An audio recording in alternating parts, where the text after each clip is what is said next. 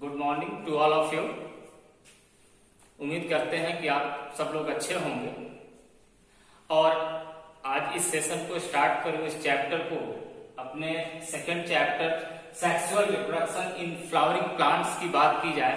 उसके पहले मैं आप सबको थैंक्स बोलना चाहता हूं आपके पॉजिटिव रिस्पांस के लिए। हमारे सब्सक्राइबर्स डे बाय डे बढ़ते जा रहे हैं बहुत तेजी से। इस सब के लिए आप सबको थैंक्स। और इसके साथ मैं थैंक्स देना चाहूंगा अपने बेटे आशुतोष को, जो कि मेरा टेक्निकल सपोर्ट कर रहा है। ये वीडियो उसी के थ्रू बन रहा है और आपके थ्रू पहुंच रहा है। Okay, thank you, thanks a lot to all of you.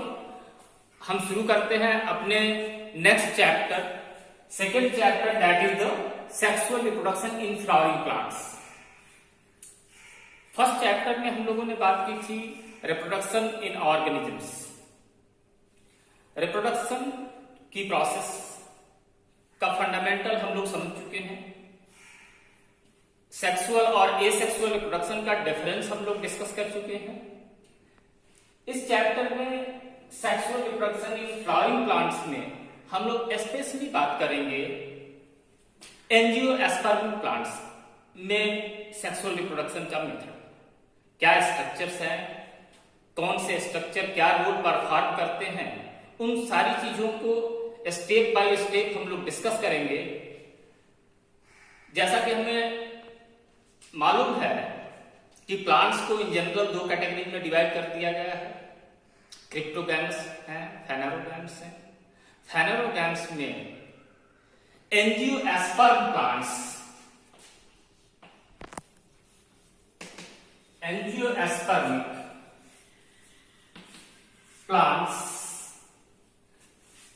सबसे हायर कैटेगरी के प्लांट्स माने, जिनमें की फ्लावरिंग और फ्रूटिंग की मैकेनिज्म वेल डिफाइंड होती है, उसकी हम बात करेंगे। तो एक कॉमन प्लांट में जब वेजिटेटिव फेज उसका एंड होगा, रिप्रोडक्टिव फेज की स्टार्टिंग होगी, तो that symbol, that is the development of the flowers.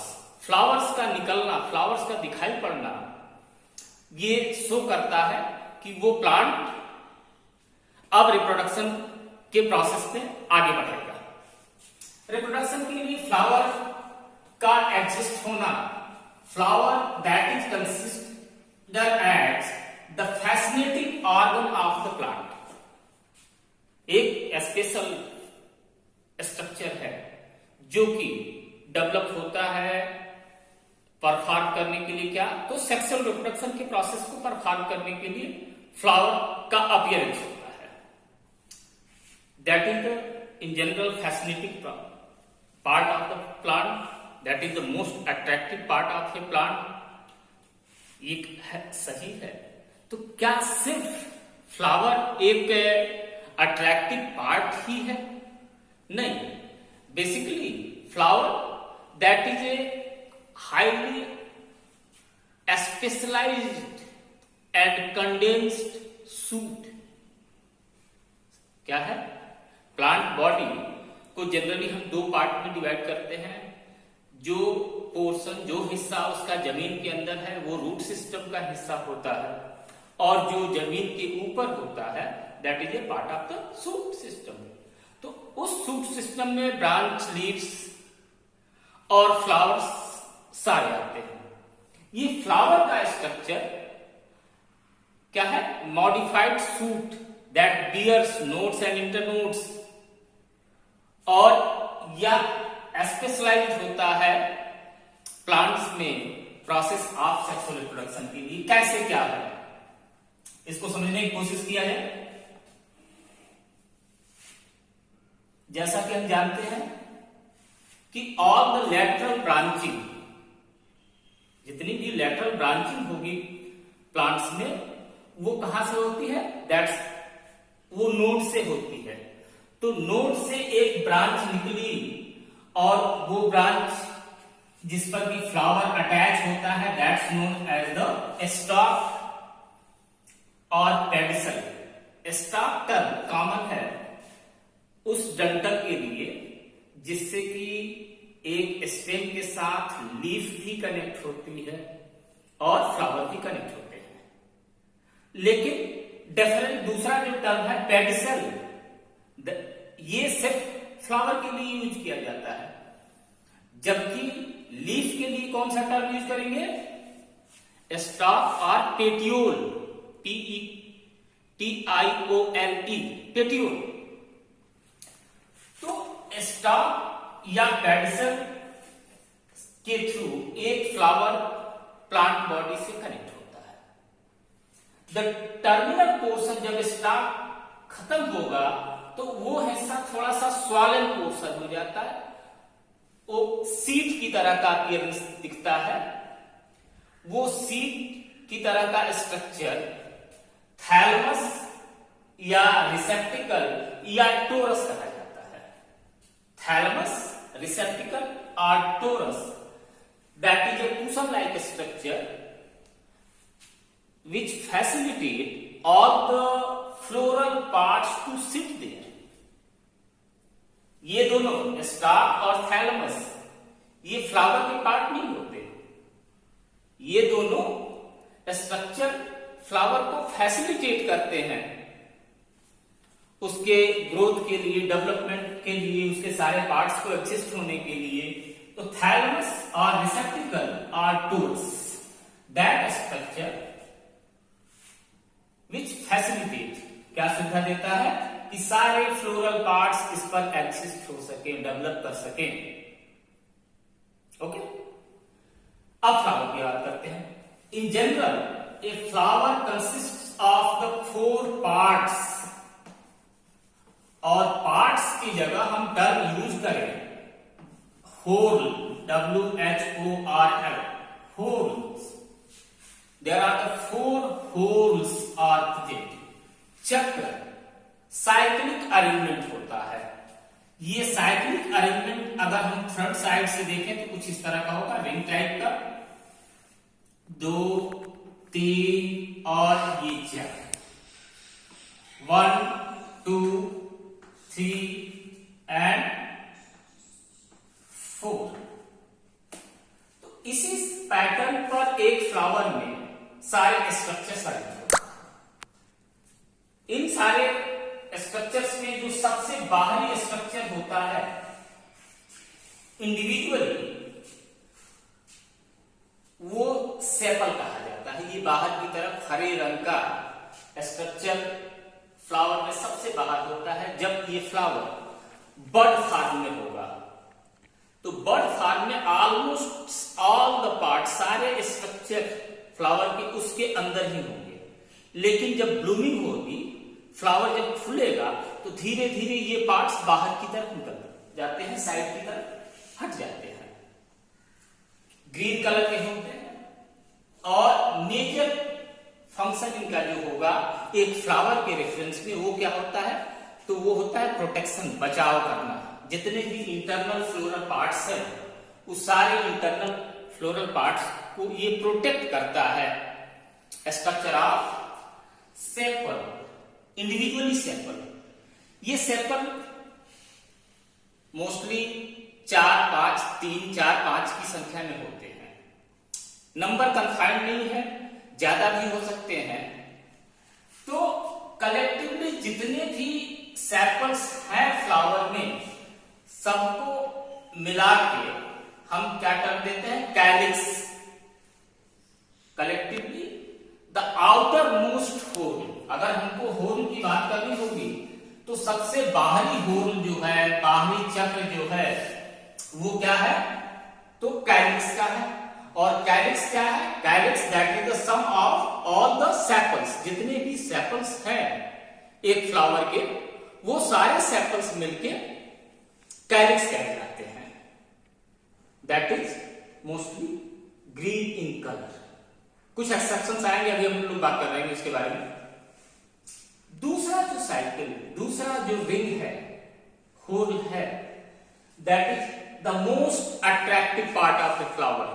What are the colorful word of the flowers of the plant? That is due to the petals. These are the petals. And the sum of all the petals collectively, all the petals of a flower, सारे petals एक plant के, एक flower के क्या कहे जाएंगे? That is the corolla, calyx and corolla, यानी कि corolla that is the collectively second whorl, दूसरा चक्र, दूसरा होल जो इस फ्लावर का होगा, किसी भी फ्लावर का, वो क्या होगा? वो है corolla. Corolla that is the group of all the petals of a flower. Petals are the colourful and attractive part of a flower, most attractive part. That's why they are responsible to attract the insects, birds and other animals. सबको attract करते हैं, किस लिए? ये attraction का process of pollination के लिए होता है। जैसा कि हम जानते हैं कि process pre fertilisation events, reproduction के 3 पार्ट्स हैं, या टोटल एंटायर रिप्रोडक्टिव फेज को 3 हिस्से में हम डिवाइड करते हैं। तो पहला फेज होता है प्री फर्टिलाइजेशन, सेकेंड है फर्टिलाइजेशन, और थर्ड है पोस्ट फर्टिलाइजेशन इवेंट। तो जो फर्स्ट स्टेज है प्री फर्टिलाइजेशन इवेंट्स का, तो प्री फर्टिलाइजेशन इवेंट्स में पहला स्टेज कौन सा है? गैमेटोजेनेसिस। तो गैमेटोजेनेसिस तो गैमेट फॉर्मेशन। दूसरा है गैमेट ट्रांसफर। तो गैमेट ट्रांसफर में ये कोरोला का कंट्रीब्यूशन है। ये अदर ऑर्गेनिजम्स को, स्पेशली इंसेक्ट्स, बर्ड्स और एनिमल्स को अट्रैक्ट करेगा, और उनके अट्रैक्ट होने की वजह से क्या होता है कि प्रोसेस ऑफ पॉलिनेशन हो जाता है आराम से। वो क्रॉस पॉलिनेशन को फैसिलिटेट करते हैं कोरोला। 2 पार्ट्स हुए, ये दोनों पार्ट्स और कहे जाते हैं accessory parts of a flower और नॉन इसेंशियल पार्ट। 2 टर्म याद करिएगा, क्या? एसेसरी पार्ट्स और non essential parts of a flower. ये डायरेक्टली रिप्रोडक्शन के प्रोसेस में कोई रोल नहीं परफॉर्म करते। इन दोनों का कोई रोल रिप्रोडक्शन में डायरेक्टली नहीं है, ये सपोर्ट करते हैं, हेल्प करते हैं। That's why these are known as the accessory parts और non essential parts of a flower. तो यानी कि कलेक्टिवली अगर फ्लावर को हम डिवाइड करना चाहें तो 2 पार्ट में डिवाइड कर सकते हैं। 2 मेन हिस्से होंगे इसके। पहला हो गया नॉन इसेंशियल, नॉन इसेंशियल, और दूसरा कौन हो जाएगा? दूसरा हिस्सा होगा वो इसेंशियल कहा जाएगा, वो इसेंशियल पार्ट है। तो इस नॉन इसेंशियल में कैलिक्स और कोरोला इंक्लूड किए जाते हैं। ये कैलिक्स और कोरोला का एक्सिस्टेंस फ्लावर में बहुत सारे केसेस में नहीं होता, दोनों अलग अलग नहीं हो पाते। कभी ऐसा होता है कि कैलिक्स और कोरोला फ्यूज हो गए हैं, तो कैलिक्स और कोरोला फ्यूज हो जाते हैं, और जब कैलिक्स कोरोला फ्यूज होंगे तो उस कंडीशन को नाम देते हैं हम पैरियंस का। Perianth, that condition in which calyx and corolla are can not be distinguish, जिसमें कि कैलिक्स और कोरोला को अलग अलग हम नहीं पहचान पाते। तो वो कंडीशन क्या होती? पैरियंट, और that is the tepal. Tepal, और उसी में जब कैलिक्स और कोरोला दोनों फ्यूज हो गए हैं और उनका अपीयरेंस सेपल की तरह है, ग्रीन कलर है, तब कहते हैं उस कंडीशन को दैट इज द सेप्लोइड कंडीशन। अगर कैलिक्स और कोरोला फ्यूज हैं और उनका अपीयरेंस जो है पेटल की तरह का होगा, that is the condition of the petaloid. Cephaloid and petaloid collectively क्या होगा? Perianth और टेपल कंडीशन. कैलिक्स और कोरोला, दो की बात हुई. Both are the non essential parts of a flower, जिनका की सेक्सुअल रिप्रोडक्शन में कोई डायरेक्ट रोल नहीं होता. ये इनडायरेक्टली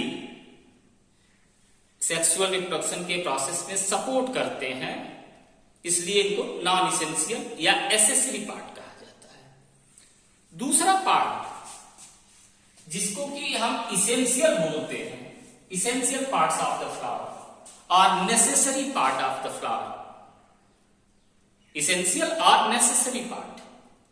इसेंशियल और नेसेसरी में हम एंड्रोसियम और गाइनोसियम को रखते हैं.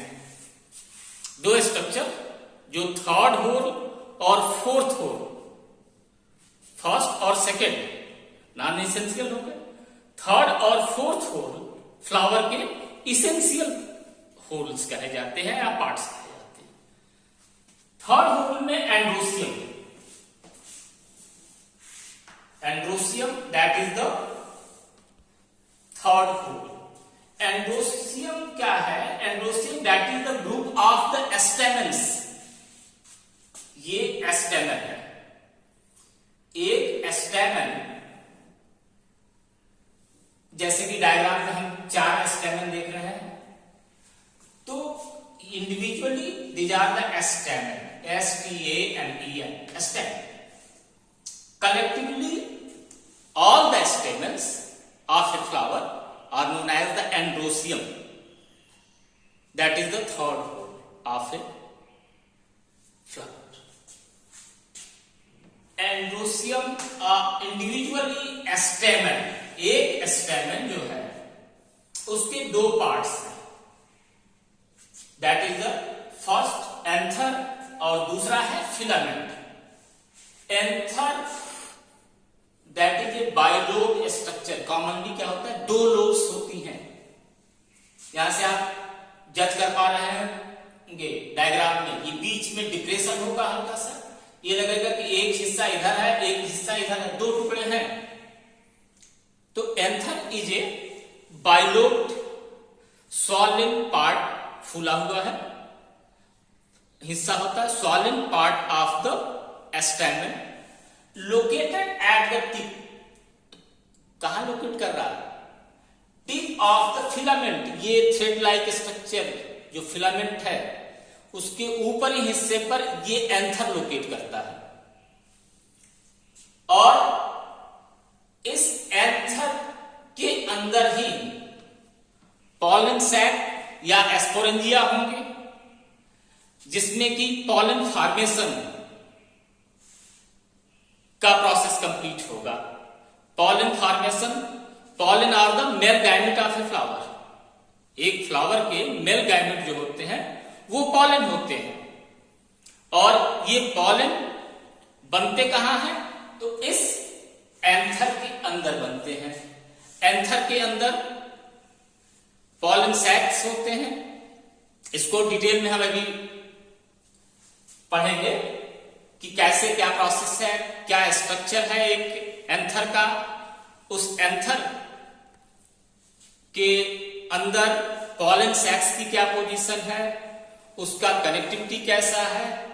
वो पॉलन सैक्स मोस्टली केसेज में डाइथिकस होते हैं, कुछ केसेज में मोनोथिकस होते हैं. क्यों होते हैं, कैसे होते हैं, इसकी बारे में हम लोग बात करेंगे. अभी हम बात करते हैं फोर्थ होल, गाइनोसियम की. Central whorl of the flower. Central whorl ये सबसे बीच में स्थित होता है. फ्लावर के सबसे बीच में, अगर ये हमारी उंगलियों को आप फ्लावर मान ले तो ये सबसे बीच में खड़ा हुआ हिस्सा कौन सा होगा? तो ये होगा गाइनोसियम, और दैट इज द कार्पेल और टिस्टल. कार्पेल और टिस्टल. एक टिस्टल में, टिस्टल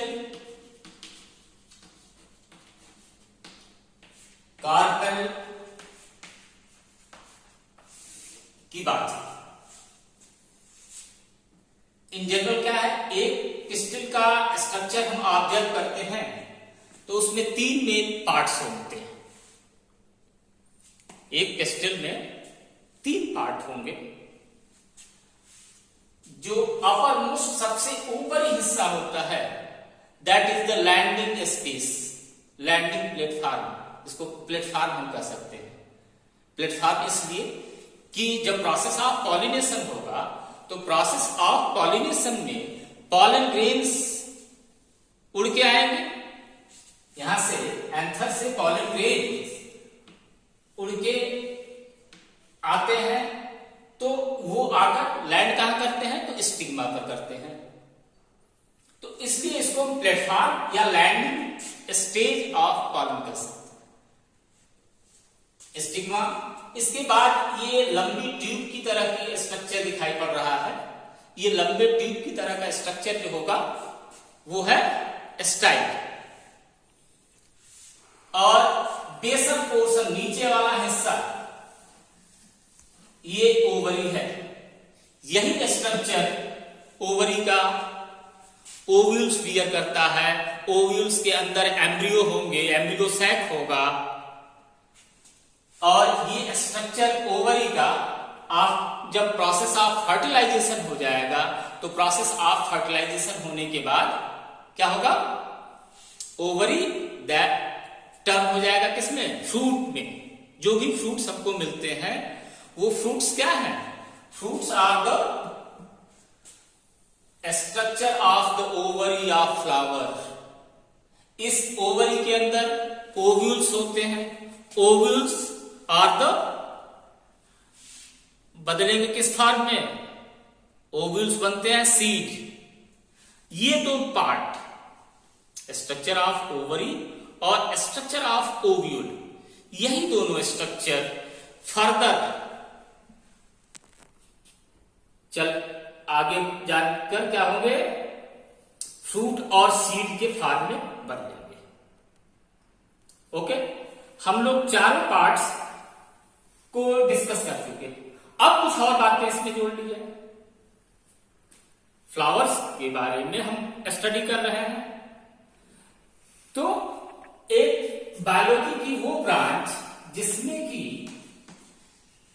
फ्लावर के बारे में स्टडी की जाती है, that is known as the anthology, specific branch, specific that branch of biology in which we study about the flowers. Anthology हो गई, स्पेशल ब्रांच है, बहुत इंपॉर्टेंट है एंथोलॉजी। इसके अलावा कुछ और चीजें, आपने लार्जेस्ट फ्लावर का नाम सुना होगा सबने, that is the largest flower of the world, that's the Rafflesia. Rafflesia दुनिया का सबसे बड़ा फ्लावर है, लगभग 1 मीटर का डायमीटर उसका होता है।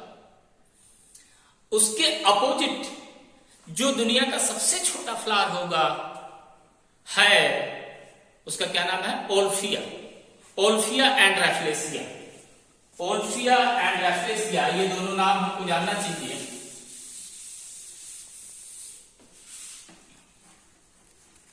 ओल्फिया that is the smallest and that is the Rafflesia that is the largest flower of the world. और हमारे देश का नेशनल फ्लावर कौन सा है, lotus, नेम्बुला।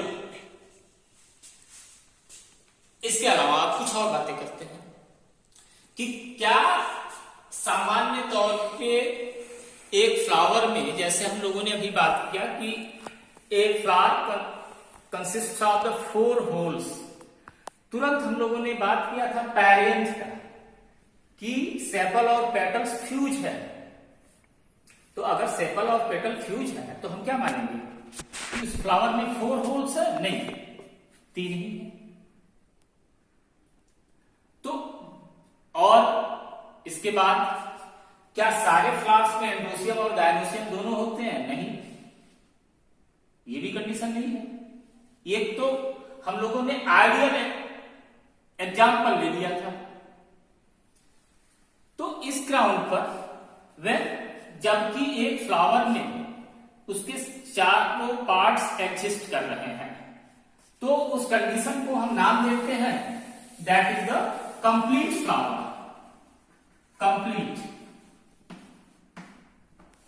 wherever there are all the four holes are present, जबकि वहां पर चारों पार्ट्स प्रेजेंट हो। अगर ये चारों पार्ट्स प्रेजेंट नहीं है तो उस कंडीशन में हम क्या करते हैं, that is the incomplete flower. कुछ ना कुछ मिस कर रहा है, चारों पार्ट्स नहीं है। इस चारों पार्ट्स के साथ साथ इस स्ट्रक्चर में, फ्लावर में, स्पेशली जब एंड्रोसियम और गाइनोसियम की बात होगी, अगर ये दोनों स्ट्रक्चर प्रेजेंट हैं, एंड्रोसियम और गाइनोसियम दोनों स्ट्रक्चर प्रेजेंट हैं, तो वो कंडीशन क्या हो जाएगी, उसको हम कहते हैं bisexual flower which consists of both the male and female parts। तो क्या हो गया, बाइसेक्सुअल फ्लावर। लेकिन अगर सिर्फ मेल पार्ट्स प्रेजेंट है तो, या सिर्फ फीमेल पार्ट प्रेजेंट है, तो नो डाउट उस कंडीशन में हम मेल और फीमेल फ्लावर कहेंगे। लेकिन वो क्या हो जाएगा, यूनिसेक्सुअल होगा, एक तरह का उसमें sex organ, sex structure present है। ये बाय कंप्लीट और इनकम्प्लीट चारों होल्स के रेफर कर रहा है। लेकिन ये यूनिसेक्सुअल और बाइसेक्सुअल जो टर्म्स हम लेते हैं, यूज करेंगे, वो स्पेशली किसके रेफरेंस में, तो एंड्रोसियम और गाइनोसियम के एक्सिस्टेंस पर। अगर एंड्रोसियम और गाइनोसियम दोनों प्रेजेंट हैं तो हम कहेंगे कि that is A bisexual flower. अगर कोई एक प्रेजेंट है, या इधर मेल हो या फीमेल हो, तो उस कंडीशन में ये फ्लावर्स कहे जाएंगे यूनिसेक्सुअल। एक कंडीशन और आती है, वो कंडीशन क्या होगी, प्लांट बॉडी की। ये तो हम इंडिविजुअल फ्लावर की बात कर रहे हैं।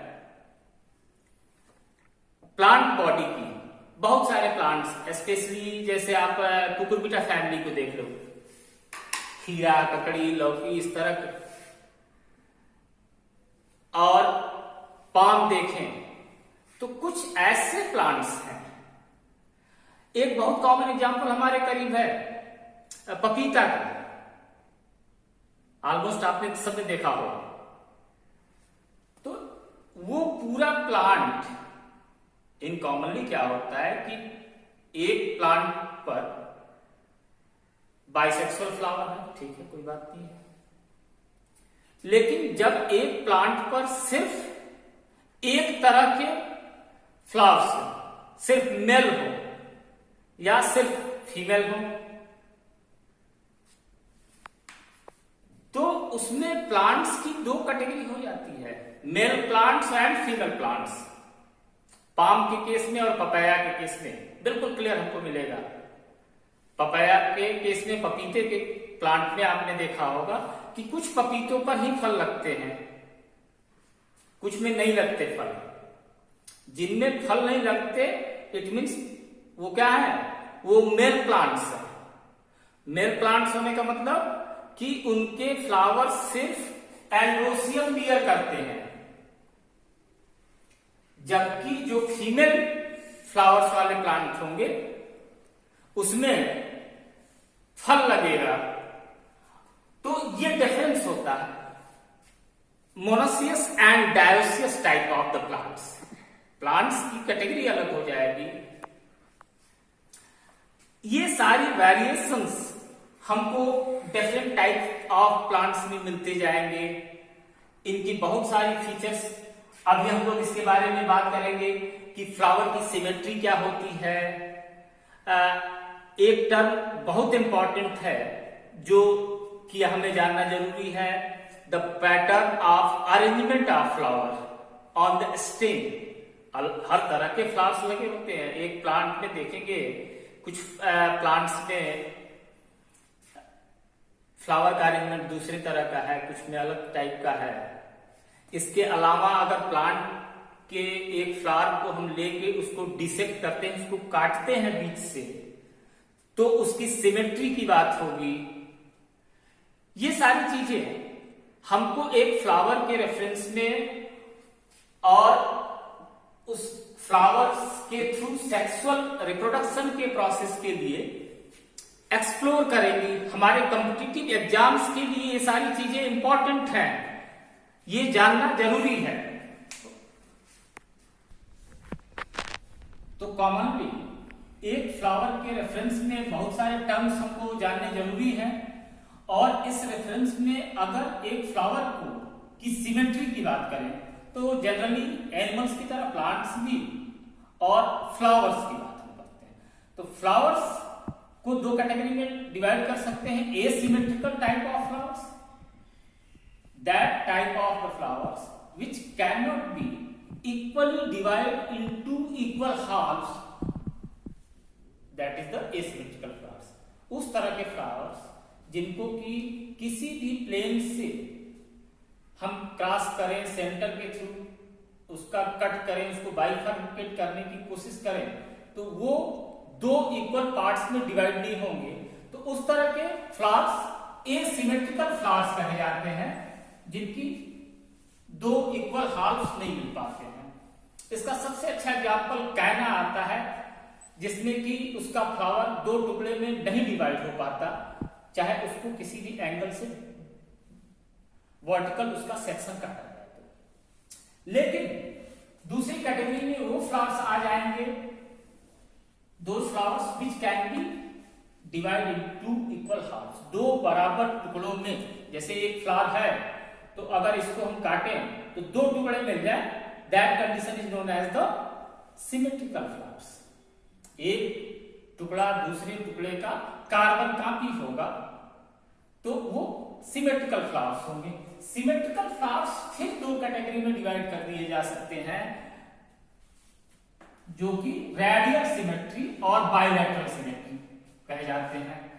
रेडियल सिमेट्रिकल फ्लावर्स वो हैं जिनको कि किसी भी एंगल से, अगर हम इस एंगल से काटें, आपको मैं डिमॉन्स्ट्रेट कर रहा हूं, अगर एक फ्लावर है, अगर इसको इस एंगल से काटें, चाहे यहां से काटें, किसी भी एंगल से काटें थ्रू द सेंट्रल एक्सिस, वो कट कहां से होना चाहिए? थ्रू द सेंट्रल एक्सिस से होना चाहिए, और वो दो पार्ट में डिवाइड हो जाए, that is the radial symmetry. जैसे मोस्टली फ्लावर्स, क्रूसीफेरी फैमिली के मस्टर्ड के फ्लावर, ब्रिंजल के फ्लावर, ये एग्जांपल्स हैं रेडियल सिमेट्री के। इनकी कंडीशन में एक बात और हमको जानना होगा, पेंटामेरस, ट्राइमेरस अभी बात करते हैं, तो वो रेडियल सिमेट्रिकल है। दूसरी कंडीशन वो है जहां पर कि फ्लावर दैट को एक किसी पर्टिकुलर एंगल से ही जब उसको डिसेक्ट करेंगे, जैसे हम अपने दोनों हाथों को जोड़ के अगर एक फ्लावर का स्ट्रक्चर बनाए, तो इस कंडीशन में ये जरूरी है कि इसको यहीं से हम डिसेक्ट करेंगे तो दो टुकड़े में डिवाइड होगा, इक्वल हाफ्स तभी मिलेंगे। इस कंडीशन को हम क्या बोलते हैं? Bilateral symmetry.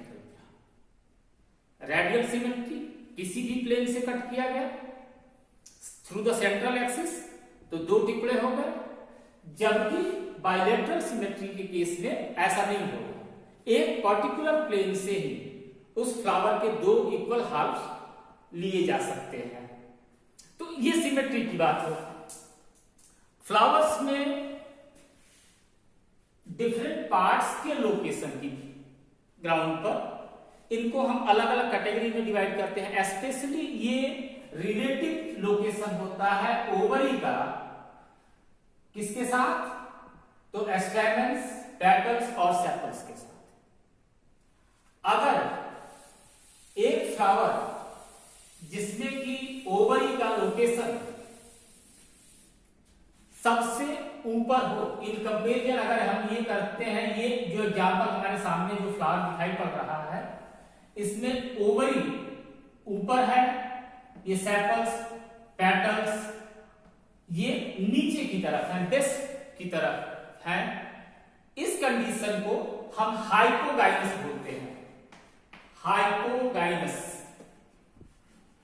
हाइपोगाइनस के केस में ओवरी हमारी सुपीरियर होती है, इसको कहते हैं सुपीरियर ओवरी। ओवरी सुपीरियर है और इसके दूसरे पार्ट सेपल्स और पेटल्स नीचे की तरफ है। इसमें जो हमें एग्जाम्पल मिलता है वो है मस्टर्ड और ब्रिंजल का। और दूसरी कंडीशन है जो इसके अपोजिट है, वो है epigynous, EPIGYNOUS, just opposite to the hypogynous. Hypogynous के ठीक उल्टा इस केस में क्या हो जाएगा, ओवरी इंफीरियर हो जाएगी, ओवरी नीचे की ओर आ जाएगी और इस पोर्शन से यहां से ये दूसरे पार्ट्स डेवलप होंगे। ये कंडीशन क्या होगी, एपिगाइनस की।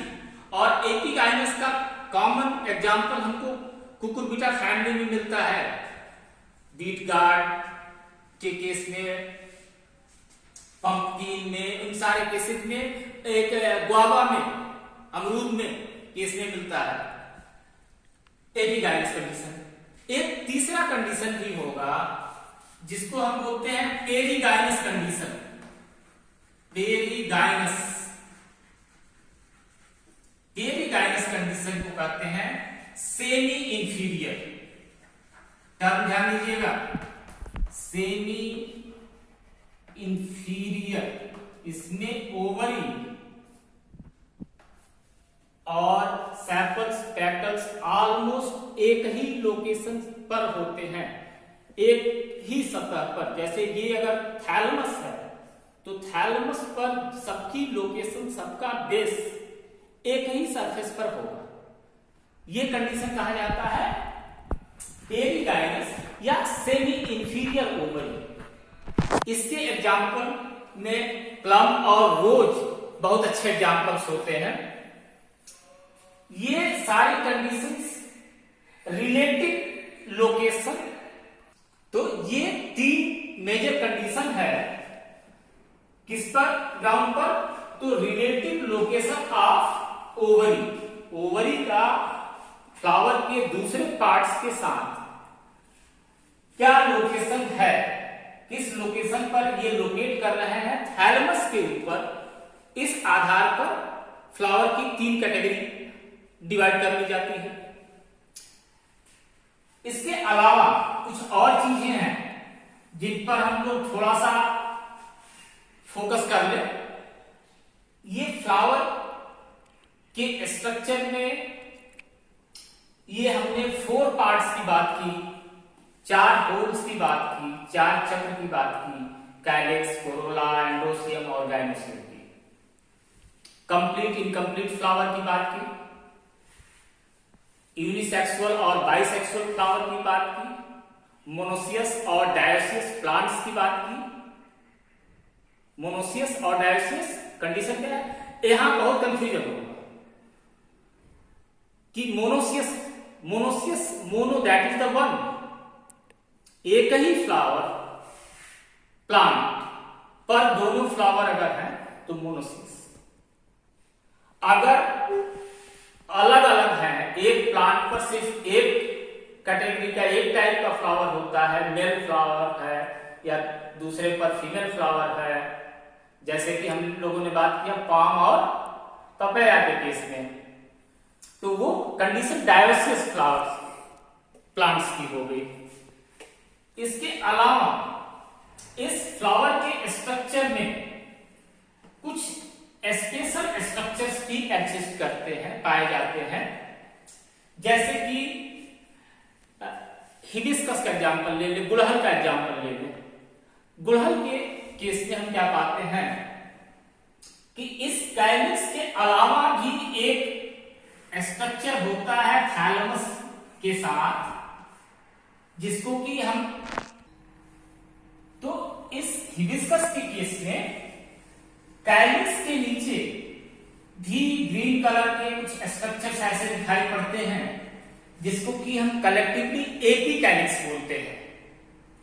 एपी कैलिक्स, इंडिविजुअल अगर बात हम करें तो क्या कहेंगे, एपी सेपल्स होते हैं। ये कुछ एडिशनल स्ट्रक्चर्स फ्लावर में पाए जाते हैं, सब सारे केसेस में नहीं मिलते, कुछ में मिलते हैं। इसके अलावा एक और बात हमको जानना बहुत जरूरी है कि फ्लावर्स को कलेक्टिवली अगर हम डिवाइड करें तो दो कैटेगरी में डिवाइड कर सकते हैं। वो दो कैटेगरी क्या होती है, bracteate and ebracteate, ebracteate and bracteate flowers. Bracteate वो कंडीशन होगी, ब्रैक्टिएट जिसमें कि ये पूरा फ्लावर एक ब्रैकेट के अंदर, ब्रैकेट आप जानते होंगे, एक ब्रैकेट के अंदर छिपा हुआ होता है, ढका हुआ होता है, दो जाता ब्रैक्टिएट फ्लावर। और अगर ये ब्रैक्टिएट एब्सेंट है तो वो कंडीशन हो जाएगी इम्ब्रैक्टिएट फ्लावर की। और जब फ्लोरा फार्मूला लिखते हैं तो सबसे पहले क्या टर्म देंगे, जो सिंबल्स दिए जाते हैं, क्लास 11 में आपने पढ़ा होगा तो याद होगा, इंडिकेट करते हैं कंप्लीट एंड इनकम्प्लीट। उसके बाद टर्म आता है एक्टिनोमॉर्फिक और जाइगोमॉर्फिक का सिंबल।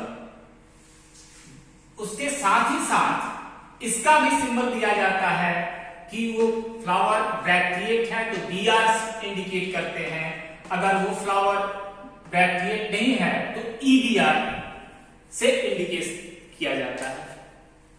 एक प्लांट के सबसे इंपॉर्टेंट पार्ट के रूप में फ्लावर है, जो कि सेक्सुअल रिप्रोडक्शन का फंक्शन परफॉर्म करता है, और इसके सारे पार्ट्स इक्वली इंपॉर्टेंट है। फिर भी इनको दो कैटेगरी में हम लोग डिवाइड किए हैं, एसेसरी या नॉन इसेंशियल, जो कि कुछ कम इंपॉर्टेंट है। मेन पार्ट्स हमारे नेसेसरी पार्ट्स या इसेंशियल पार्ट्स कहे जाते हैं, जिसमें कि एंड्रोसियम और गाइनोसियम का स्ट्रक्चर है। इन सारे पार्ट्स के स्ट्रक्चर्स में अलग अलग पार्ट्स अलग अलग रोल परफॉर्म कर रहे हैं। बेसिकली जब हम इसके आगे बात करेंगे तो आगे की बात हमारी मेनली दो पॉइंट्स पर, दो स्ट्रक्चर्स पर कंसंट्रेट होगी। वो होंगे हमारे पार्ट्स एंड्रोसियम और गाइनोसियम। एंड्रोसियम जो कि मेल गैमेट्स को प्रोड्यूस करता है, पॉलन प्रोड्यूस करता है, और गाइनोसियम जो कि फीमेल गैमेट्स को प्रोड्यूस करता है। और ये दोनों पार्ट्स फर्दर सेक्सुअल रिप्रोडक्शन का प्रोसेस कंप्लीट करेंगे। तो नेक्स्ट वीडियो में हम लोग उसकी बात करेंगे। आज के लिए इतना ही। Thank you, have a nice day, be happy, be cool and be regular, work hard. Thank you very much.